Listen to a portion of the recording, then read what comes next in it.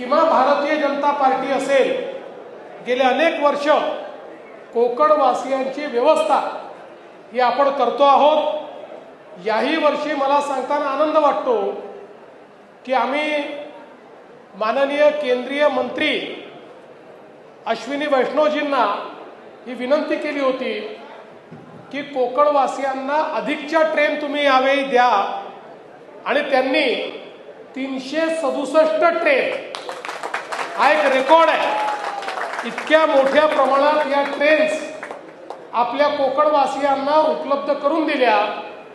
आणि आपणही जवळपास 550 बसेस या कोकणवासियांना उपलब्ध करून दिल्या।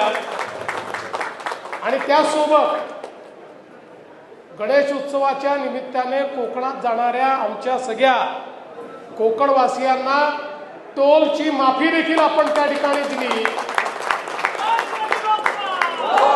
सर्व प्रकारे आमच्या कोकणी माणसाला सहजतेनं सुलभतेनं कोकणात जाता आलं पाहिजे, गणेश उत्सव साजरा करता आला पाहिजे आणि परतही येता आलं पाहिजे, या दृष्टीने सगळ्या व्यवस्था या आपण केलेल्या आहेत।